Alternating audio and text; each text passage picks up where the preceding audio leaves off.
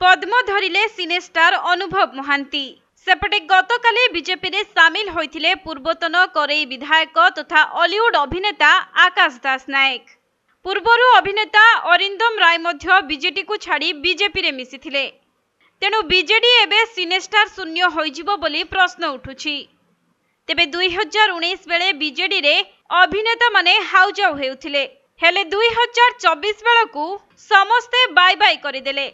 आगे सिद्धांत महापात्र और अरिंदम राय परे एकाथरे पुणी दुई जन हॉलीवुड अभिनेता आकाश दास नायक और अनुभव महांती मध्य बीजेडी को अलविदा कहिसंती।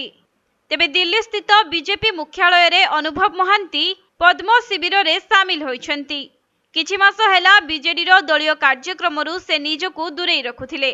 निज निर्वाचन मंडली केन्द्रापड़ा रे मध्य देखिबाको मिलु नथिले। विभिन्न समय रे निज मंतव्य पई विवाद रे रही आसीथिले अनुभव महांती। अन्यपटे गतकाली बीजेपी रे सामिल होइथिले पूर्वतन करई विधायक तथा हॉलीवुड अभिनेता आकाश दास नायक। राज्य बीजेपी कार्यालय रे सभापति मनमोहन सामलଙ୍କ उपस्थिति रे विधिबद्ध भावे सामिल होइथिले आकाश एवं अभिनेता अरिंदम राय मध्य सेठारे उपस्थित थिबा देखिबाको मिलिथिला। आउ आजी पुणी अनुभव महांती पद्म को धरी चर्चार विषय पालटिछंती।